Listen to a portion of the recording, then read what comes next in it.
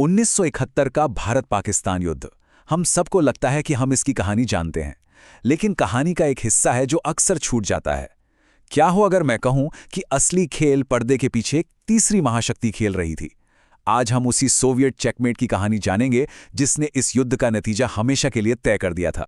तो सवाल ये उठता है कि कैसे सिर्फ एक कागज के टुकड़े ने, एक संधि ने दुनिया को तीसरे विश्व युद्ध के मुहाने से वापस खींच लिया। ये समझना बहुत जरूरी है, क्योंकि ये एक ग्लोबल शतरंज का खेल था और यहाँ हर एक चाल मायने रखती थी। तो चलिए सबसे पहले उस बिसात को समझते हैं जिस पर यह खेल खेला जा रहा था। 1971 में भारत एक तरह से अकेला और घिरा हुआ महसूस कर रहा था। ये सिर्फ एक लड़ाई नहीं थी, बल्कि तीन ताकतवर मुल्कों की एक साथ घेराबंदी थी। तो बिसात पर भारत के खिलाफ कौन कौन था? एक तरफ था पाकिस्तान, जो पूर्वी पाकिस्तान में जुल्म कर रहा था और जिसकी वजह से लाखों शरणार्थी भारत आ रहे थे। फिर था अमेरिका, जिसे चीन के साथ दोस्ती करने के लिए पाकिस्तान की सख्त जरूरत थी। और आखिर में था खुद चीन, जो पाकिस्तान का पक्का दोस्त और भारत का पुराना दुश्मन था। भारत सचमुच हर तरफ से घिरा हुआ था। जरा सोचिए, यह भारत के लिए कितना बड़ा खतरा था। एक ही वक्त पर पश्चिम और पूर्व से पाकिस्तानी हमले और ठीक उसी वक्त उत्तर में हिमालय की तरफ से चीन का हमला। ये एक ऐसा जाल था जिससे निकलना लगभग नामुमकिन लग रहा था। भारत को एक बहुत ताकतवर दोस्त की जरूरत थी। और इसी घेराबंदी को तोड़ने के लिए भारत ने चली एक ऐसी कूटनीतिक चाल जिसने पूरे खेल का रुख ही पलट दिया। ये एक ऐसी संधि थी जो भारत के लिए एक ढाल बनने वाली थी। नाम था भारत सोवियत शांति मैत्री और सहयोग संधि। युद्ध शुरू होने के सिर्फ कुछ महीने पहले ही इस पर दस्तखत हुए और इसका संदेश दुनिया के लिए एकदम साफ था। अगर भारत पर हमला होता है तो वो अकेला नहीं लड़ेगा। इस संधि का सबसे ताकतवर हिस्सा था इसका आर्टिकल 9। आप इसे एक तरह का किल स्विच भी कह सकते हैं। इसमें साफ साफ लिखा था कि भारत पर हमला मतलब सोवियत संघ पर हमला माना जाएगा। ये अमेरिका और चीन के लिए एक सीधी और खुली चेतावनी थी, इस मामले से दूर रहो।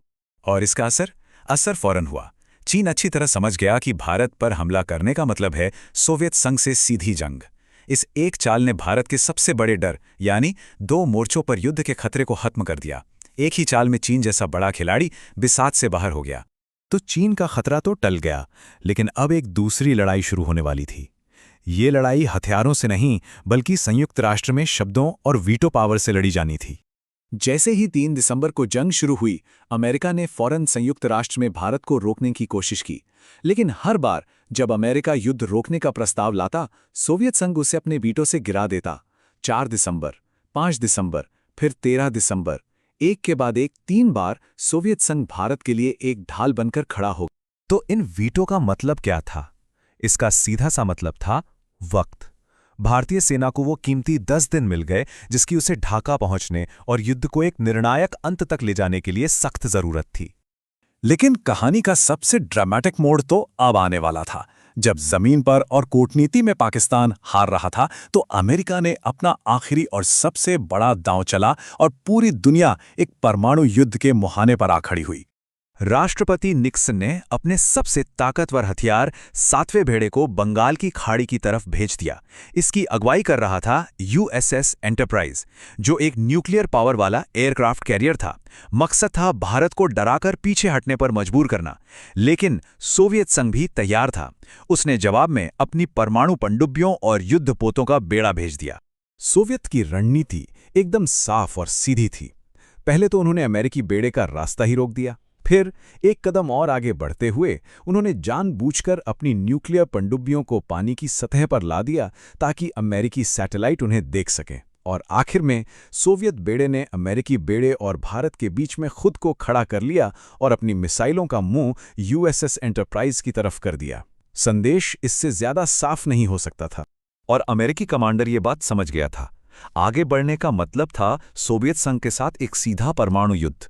ये एक ऐसा खतरा था जिसे वो मोल नहीं ले सकते थे। और नतीजा, अमेरिकी और ब्रिटिश दोनों बेड़े चुपचाप पीछे हट गए। ये एक ऐसी जीत थी जो बिना एक भी गोली चलाए जीती गई।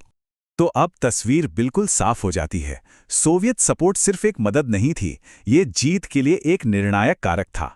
कूटनीति हो, राजनीति हो या फिर सैन्य मोर्चा, हर जगह सोवियत संघ ने भारत को कवर दिया ताकि भारतीय सेना सिर्फ एक ही चीज पर ध्यान दे सके, जमीन पर युद्ध जीतना। इस स्लाइड पर एक नजर डालते हैं तो पता चलता है कि सोवियत सपोर्ट कितना कॉम्प्रिहेंसिव था। संधि ने चीन को रोका, वीटो ने वक्त खरीदा, नौसेना ने अमेरिका को पीछे धकेला और हथियारों ने सेना को मजबूती दी। ये 4 अलग अलग चालें थीं जो एक ही रणनीति का हिस्सा थीं। ये एक पूरा चेकमेट था। और इन बड़ी बड़ी कार्रवाइयों के पीछे एक खामोश मदद भी चल रही थी। सोवियत सैटेलाइट्स भारत को खुफिया जानकारी दे रहे थे कि चीनी सेना अपनी जगह से नहीं हिल रही है। साथ ही T-55 टैंक्स और Su-7 लड़ाकू विमानों की सप्लाई भी तेज कर दी गई थी। ये वो मदद थी जो शायद सुर्खियों में नहीं आई, लेकिन जंग के मैदान पर इसने बहुत बड़ा फर्क पैदा किया। तो 1971 की ये कहानी हमें आज के बारे में क्या बताती है? ये हमें सोचने पर मजबूर करती है कि आज भी दुनिया में कितने संघर्षों का नतीजा महाशक्तियों की ऐसी ही अदृश्य चालों से तय होता है। शायद जितना हम सोचते हैं उससे कहीं ज्यादा।